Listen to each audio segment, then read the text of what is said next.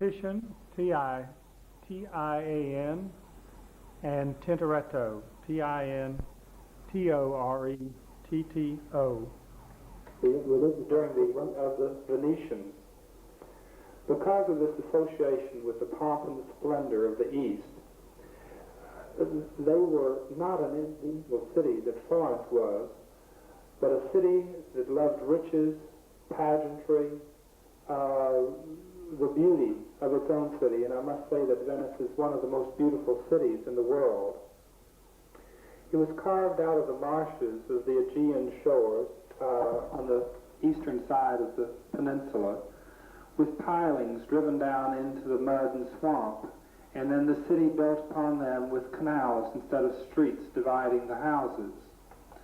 In this large area, we see the Church of St. Mark's, a Byzantine structure built in the 11th century to house the relics of the St. Mark. The campanile, or the brick tower on the right-hand side of the church, was a later addition after a wooden tower had burned. A stable and peaceful government consisting of a small but powerful doge elected for life was a direct heritage of the trading companies that controlled traffic with the East. The Doge's palace, the white sort of lacy-looking building that you can see a portion of between the far right and the campanile, is a beautiful marble surface with an overlay of a pale pink geometric design within the marble. The pointed arches or the lacy fretwork that opens around the gallery and the loggia down in the lower section is of much more Eastern influence than Italian. They were influenced by what was happening in Florence, but they took this intellectual approach to painting and then applied their own individual personalities, that the richness of colors and textures, upon the foundations of Renaissance art. Venice today, because of reverses economically, is still a shimmering, beautiful city with the beautiful colors reflected in the rippling waters of the canals. Slide, please. The Doge Palace, as it faces out onto the Grand Canal, a large body of water that narrows and snakes its way around through the city of Venice, was the seat of the government for the Doge, and he, in his complete power, as I said, elected for his lifetime, dictated the arts of the community and commissioned many of the great painters to decorate the walls of the palace. Also of the Accademia in the different schools, they had large paintings that were commissioned by these Venetian painters to decorate their city. Slide, please. And we see poking above the buildings the top of the tower of the campanile, or the bell tower belonging to the Church of St. Mark's. And I must say that the campanile is in a Renaissance style of architecture rather than Byzantine. And from across the Grand Canal, the Church of Santa Maria della Salute, you see this view of Venice. The canals are drained every 20 years. It's a sort of progressive work. They're dammed off, drained, and the foundations or pilings checked. The foundations repaired, and then the canals flooded again. All traffic, there are no automobiles at all in Venice. You cross coming from Padua, you cross a causeway bridge, much the same as we do to Galveston, but then the cars are left in the parking garages or on the other side of the causeway, and no automobiles enter the city. All traffic is regulated on the canals either by gondola, which is, again, a heritage sort of thing where father wills to son the gondola. In age-old tradition, it's still the same sort of traffic on the canals. And in modern times, you have the sort of motor launches that, from other cultures, are borrowed from other. Slide, please. And all the old palazzos that line the canals. As we go down farther around the bend, the first bend in the Grand Canal, we see the Church of Santa Maria della Salute and then one of the palaces.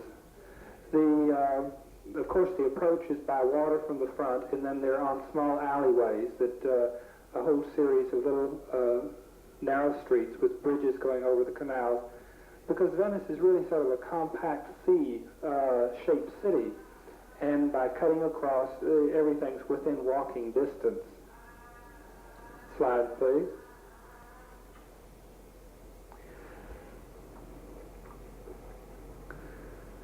The first artist whose work we will see is Titian, T-I-T-I-A-N. Venice created Titian, and in a sense, Titian created Venice. The artist and the city form one of the most perfect unions, as rare in art as they are in life. When the young Tiziano Vecellai arrived in Venice from his native Cadore shortly before the 1500s, the city had passed the apogee of its mercantile and military greatness. But it was primed for this sort of cultural innovation after the economic progress had been halted. And with Titian, at first, he lived to be 99, so that he did have a tremendously varied career as the different stages developed.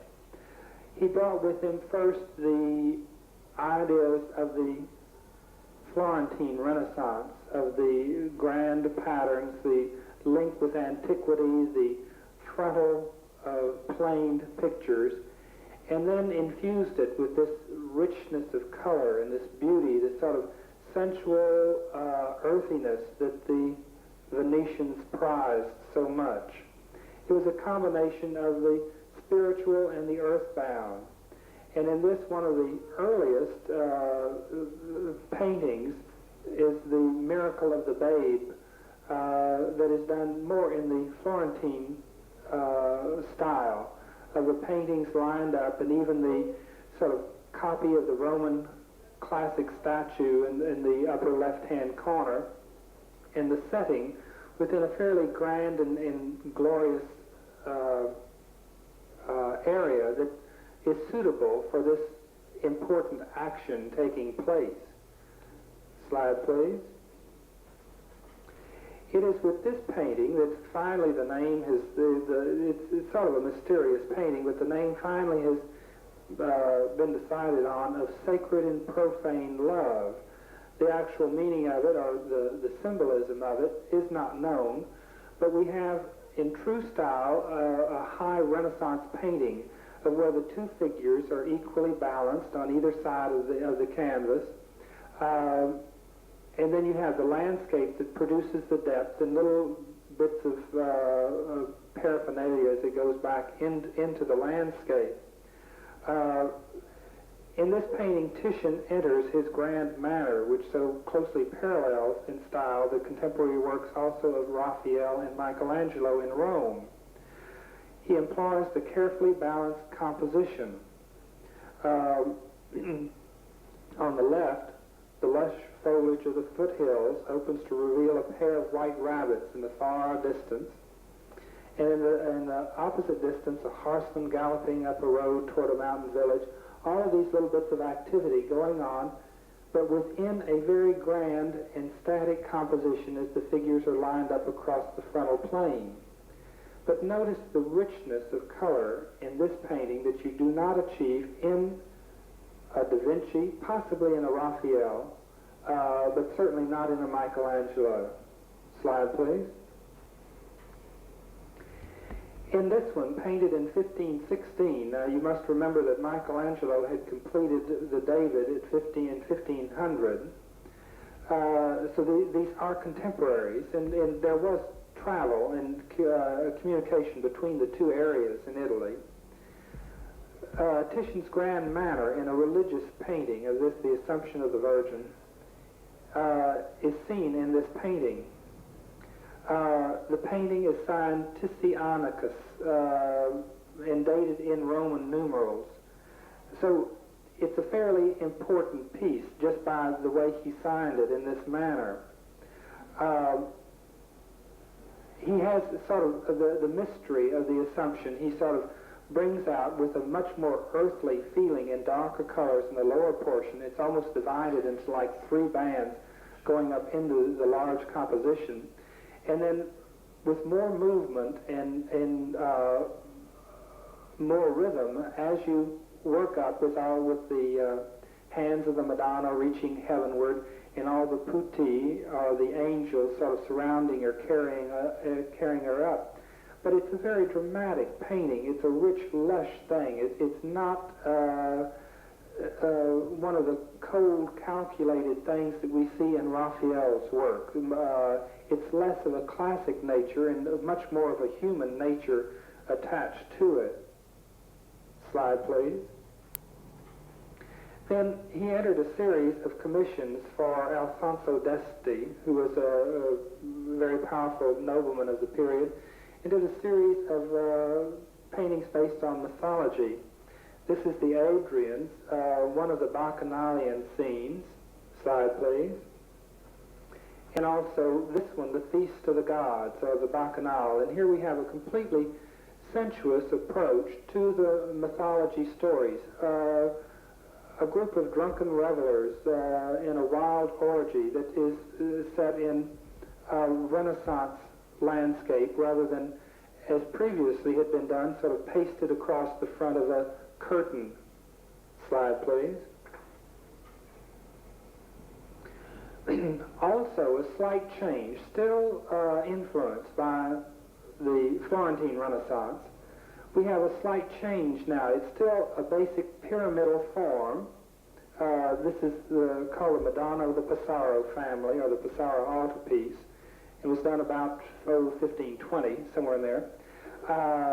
He takes the pyramidal form, and instead of being the normal equilateral triangle, it is now off-center with the height of the triangle pushed to one side, or off-center, so that you still have a triangular effect, but of unequal sides.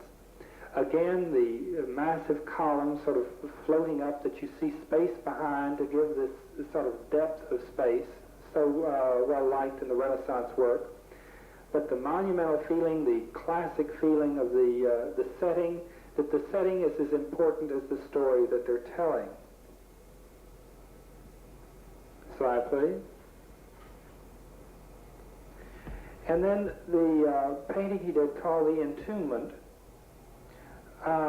it was probably executed for a member of the Gonzaga family of Mantua. See, most of the painters at this time, and not until the Impressionist period of the late 19th century, but all of the artists were supported by the patron system, either by the wealthy nobleman or by the church. Within this, he has almost a Michelangelo effect within the figures, the weight and the anatomy of the figures.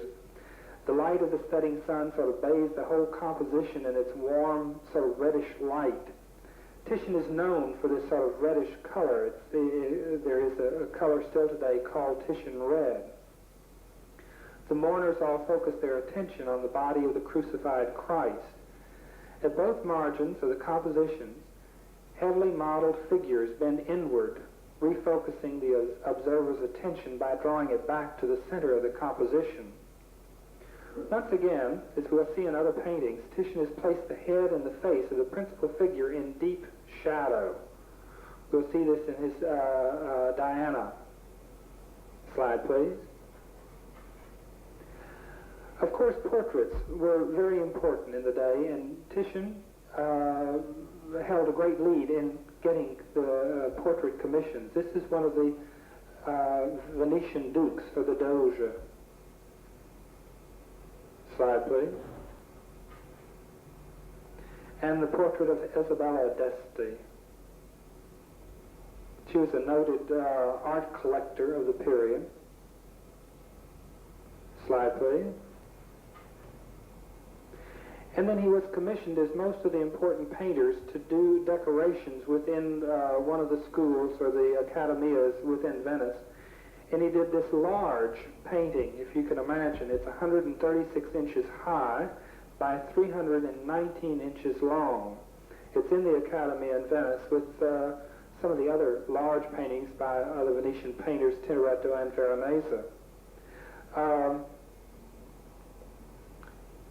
It's a much more traditional composition, the one-point perspective with the vanishing point over to the left-hand side, with the little figure of the Virgin sort of outlined in a glowing halo, also silhouetted against the column, a Corinthian column in the background. Slide, please. A portrait of Cardinal Bembo. The portraits were more of standard size. Slide, please.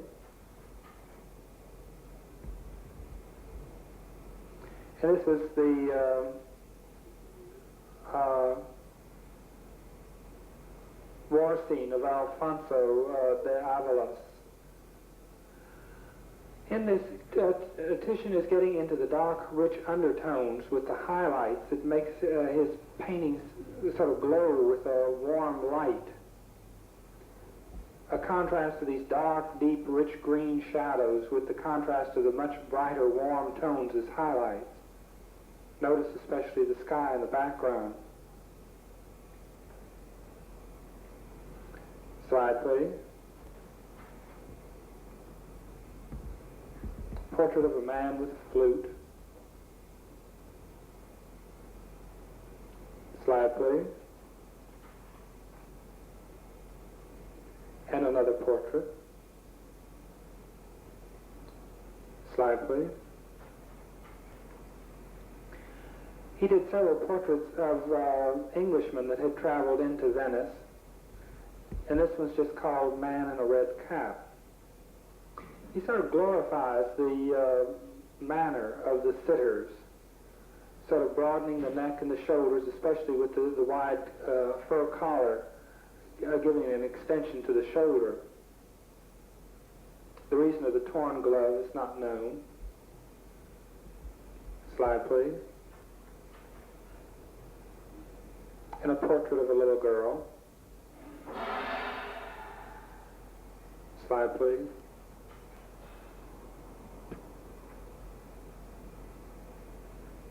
One of the mythology scenes.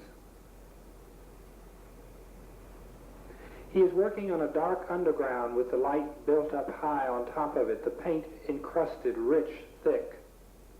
Slide, please.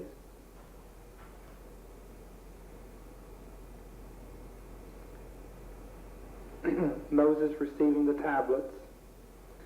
In this we get sort of the grand manner later of the Mannerist school that reached its high point with the Baroque period, especially of Michelangelo and of the second artist that we'll study, Tintoretto, of where you get an exaggerated movement.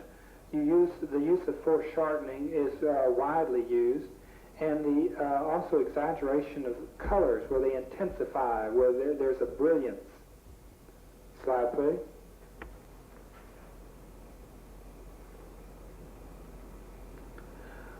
With the portraits, we do not see much of the style. In fact, the portrait of Isabella d'Este was done from a previous portrait. She did not have time to sit, and Titian did not have time to go to her estate to paint her. So the value of some of these portraits is sort of negligible. Slide, please. And this one, though, is a portrait of Pope Paul III and his grandsons. And through X-ray, they have discovered that he has moved to the figure of the Pope and rearranged some of the objects on the table. That takes it away. It was based much more closely on a composition of Raphael's, an earlier composition. But it's really sort of a devastating portrait of the Veronese family. And it's not surprised that it was left unfinished. That it survived at all is the biggest surprise. The Pope Paul III was elected to the papacy in 1534 because he was already senile at the age of 66 and in ill health. This painting was done when he was 77, and the politics of the rest of the family had complete control on the church at that period. Slide, please. He did several versions of the Danae or Diana in fairly large compositions, but Michelangelo praised this painting in Titian's presence, but then confided to Giorgio Vasari, who was a biographer of the Renaissance painters' lives, that the Venetians really didn't know how to draw. Had Titian studied drawing, he is reported to have said that he would have been a great master. And it is true, the battle between color and design that was to rage throughout the 17th century had already been joined here. In a sense, the painting represents a return to the nude female and the mythological subject already celebrated in Titian's earlier paintings. But it is a completely total Venetian painting. You sort of move in on the figures, there's an intimacy, the richness of color, and again he hides the face in the shadow. Slide, please.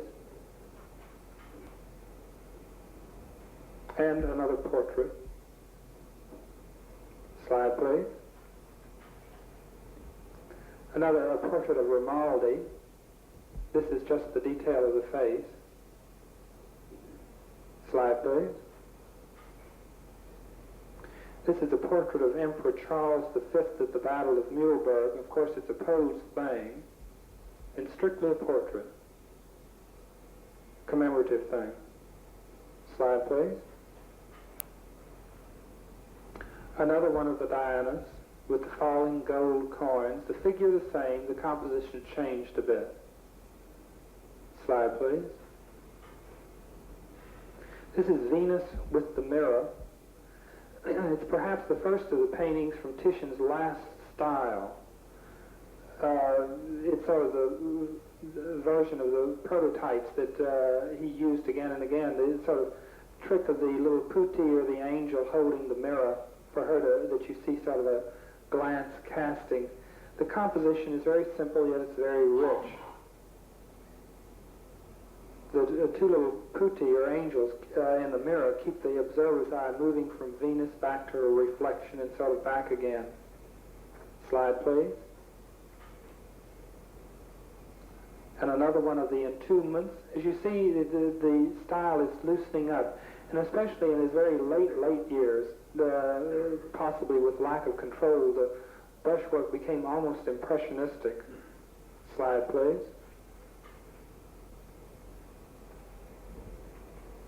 Another one of the mythology scenes. Slide, please. Venus and Adonis. Titian develops a diagonal composition, sort of thrust through the bodies, through the leg of Venus, sort of through the diagonals of the two, the upper right and the lower left-hand corner. Slide, please.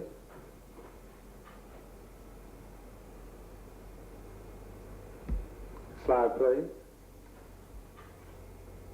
Madonna and Child.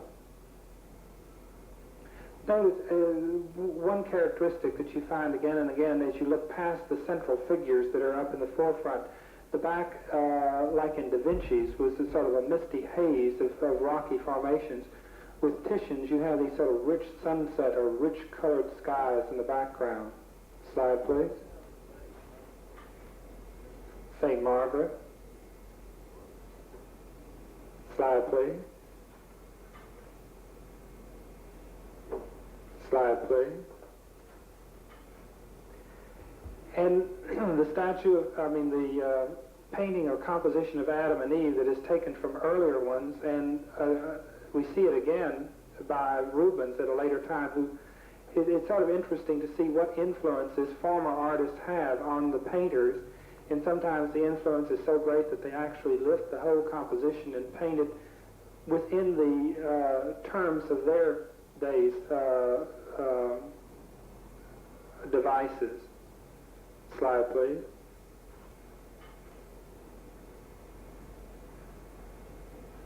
Slide, please.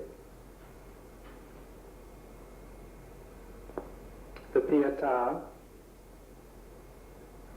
These had to be in the grand manner. The setting is no longer simple as with the earlier Renaissance. It had to be in a place that was suitable for the importance of the scene.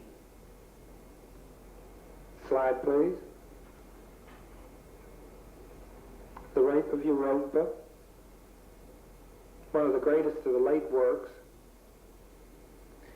In this painting, Titian attains the fullest statement of his late style. The free and suggestive painting of landscapes that has been noted in preceding works is carried on to a higher level of attainment here. The blues and the reds, orange brush freely over the canvas, suggest distant mountains and skies.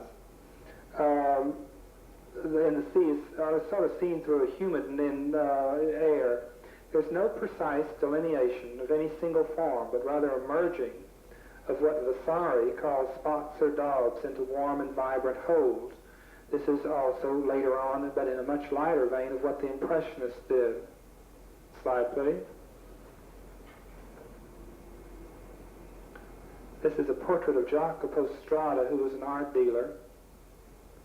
Slide, please. And the last painting of Titian's that we'll see, Christ Crowned with Thorns. It's fairly large, almost 10 feet tall.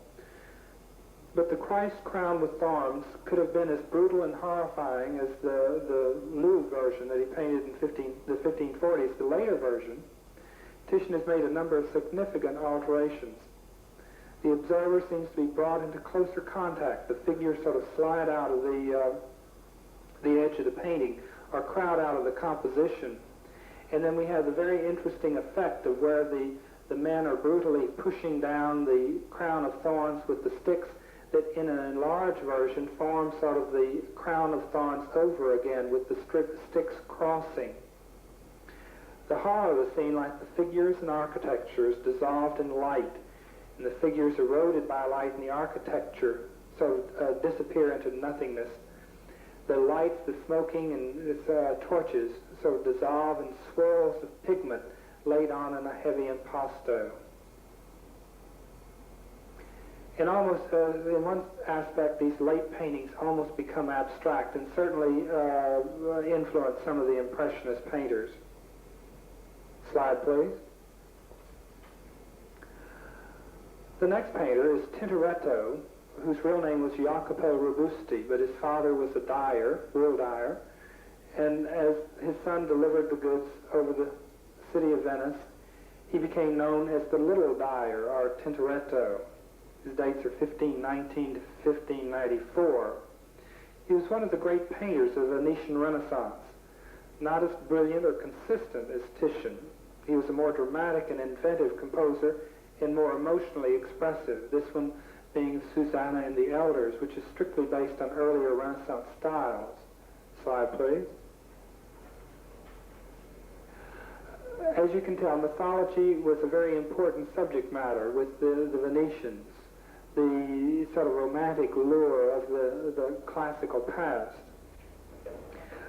His art leads us into the Baroque period, and what we call mannerism in painting, of where things are exaggerated, movement's exaggerated, composition is, color certainly. Slide, please.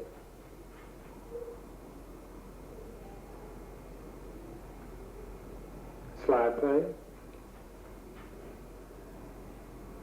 Most of his early works are lost, but among the paintings that we'll see today, the greatest one, The Miracle of St. Mark's. Slide, please. Other than some portraits. Slide. He achieves this sort of informality, this richness, the human quality of the people, the earthly quality of them. They're not glorified portraits as we see in the early part of the Renaissance, but these are wealthy, rich people enjoying the city in which they live. Slide, please.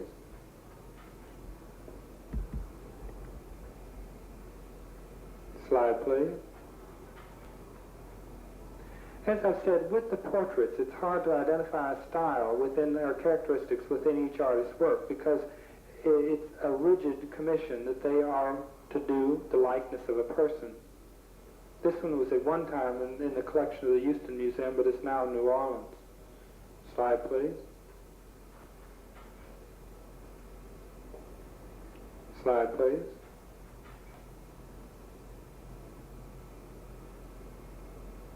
Slide, please.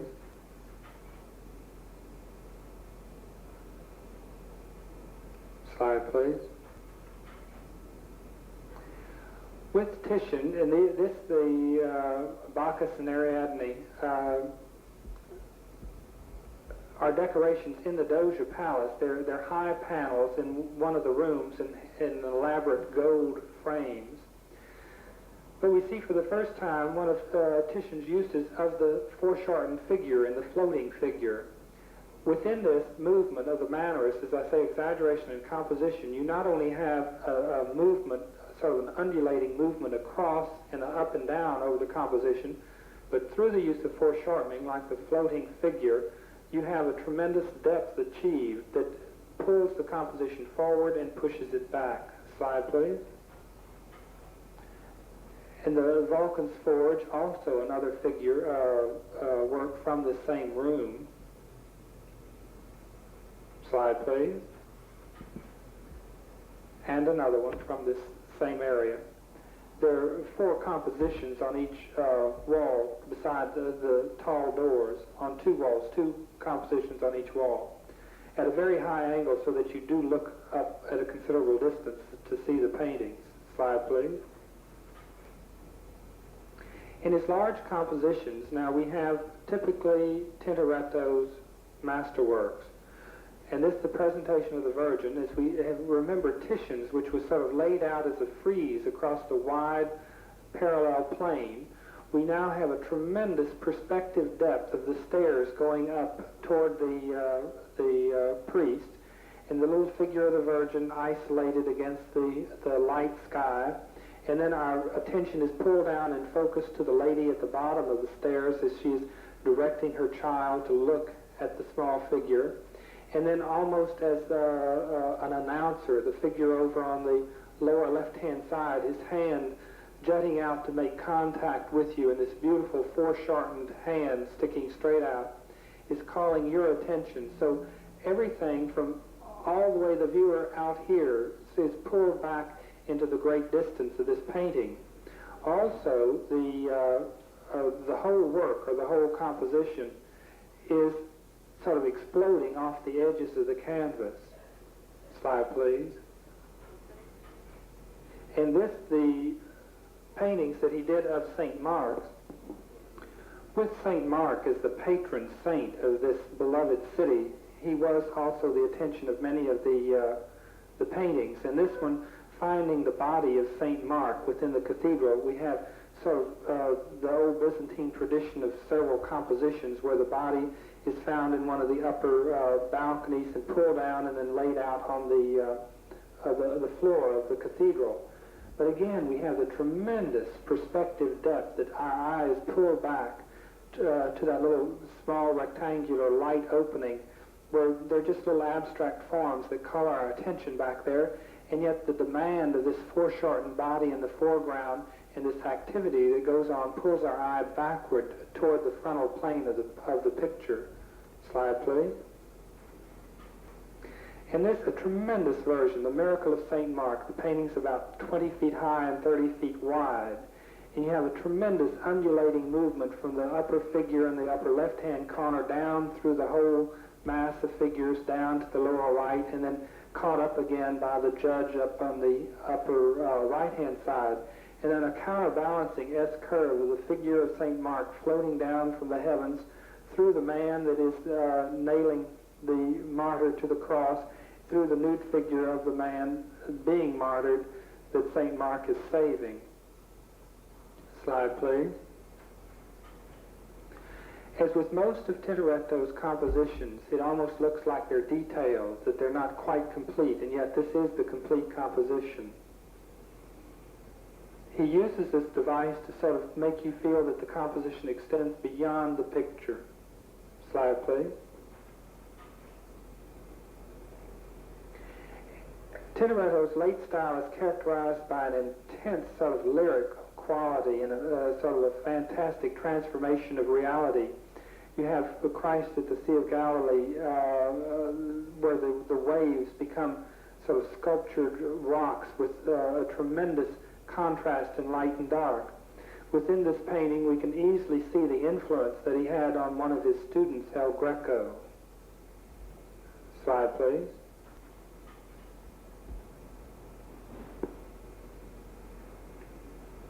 Slide, please. Christ before Pilate. Slide, please.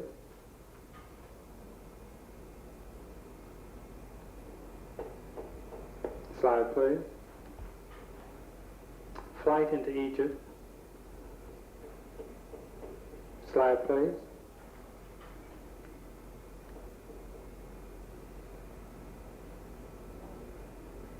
Here we have the dramatic carrying of the cross. Slide, please.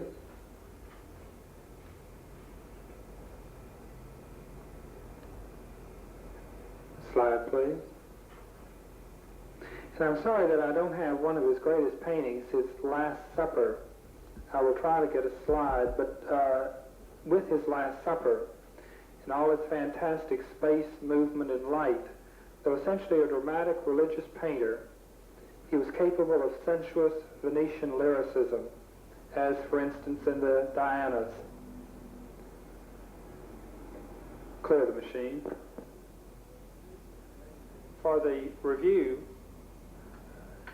the first artist is Giotto, Giotto, the blue background, not much atmosphere or very little atmosphere. He achieves a depth by placement of the figures in planes that recede to the background, the flat plattered halos, the oriental eyes, the sort of even lighting. The wrinkles in the clothing are sort of more sculptural rather than the soft feeling of cloth. Slide, please. Masaccio, M-A-S-A-C-C-I-O, about 100 years later, introduced a constant light source and atmosphere by fuzzing up the background. Understands the achievement of depth through some type of perspective. His halos float in sort of a disc shape above the head. The drapery is much more realistically painted. It has a softness to it. The faces are sort of round with heavy lidded eyes and sort of a round shape face. Slide, please. Botticelli, again a much later painter at the high point of the Renaissance, Botticelli, very elaborate decorative paintings, both secular and religious themes, very crisp-edged, smooth paint application, and lots of pattern, sort of imitating the style of Greek sculpture, of classic Greek sculpture. Slide, please.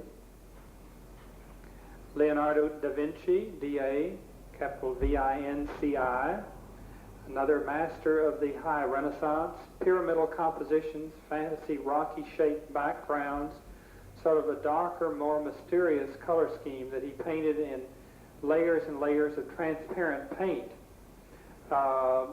In the face, it's an oval face with a high forehead, long straight nose that the brows flow into the nose, and then sort of a deep-set mouth. Slide, please. Michelangelo, the giant of the Renaissance sculptor, also painter of the Sistine Chapel ceilings. Volatile, lots of action, a great vigor to his work. Slide, please.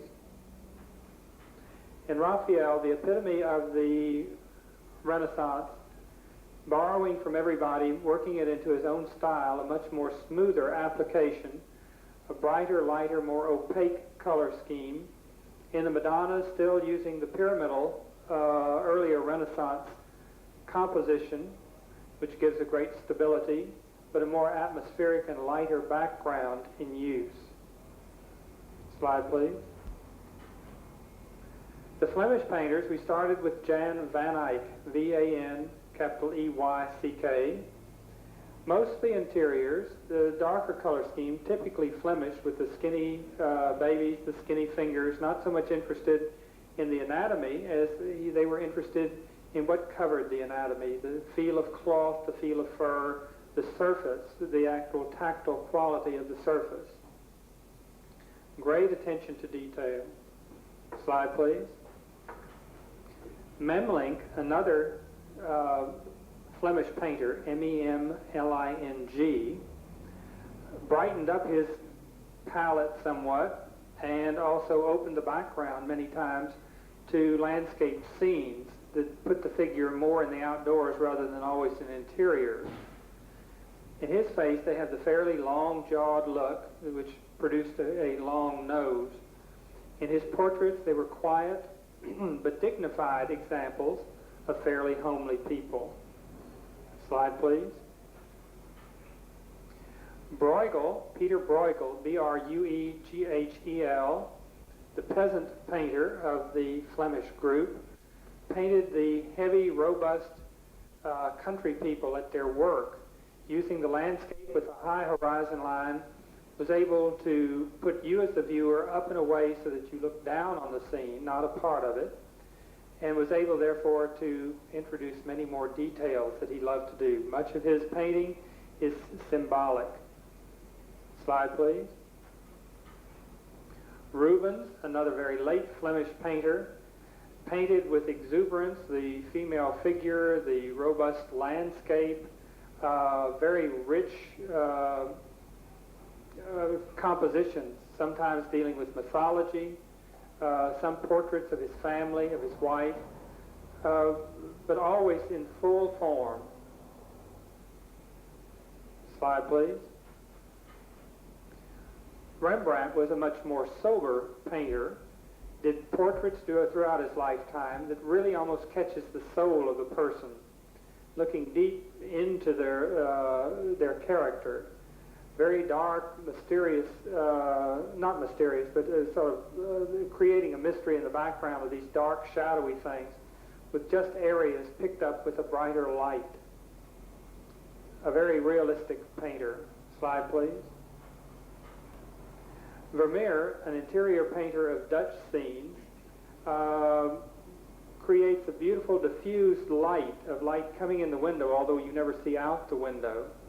But the light source is usually from the left. He a lot of times uses elements of paintings or maps to break the composition. Many times his compositions center around musicales or musical instruments. The oriental carpets play a very rich decorative effect in his paintings. Slide, please.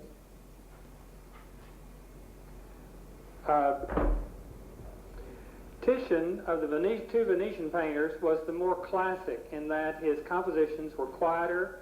The compositions are more lined up across the frontal plane of the canvas so that everybody is like down front on stage rather than a lot of depth going back into the stage. Very rich colors. The skies usually have a lot of color to them. The figures are fairly crisp edged. His nudes are not as plump as Rubens' figures, but they're large figures with more smooth skin. Slide, please. And Tintoretto has a great amount of action through the use of perspective, foreshortening, of where he not only has an undulating canvas that goes back and forth and up and down across the surface, but creates great depth by the use of strong perspective lines, and through the use of foreshortening creates even more depth with things jutting out toward you, the viewer. Slide, please. Clear the machine.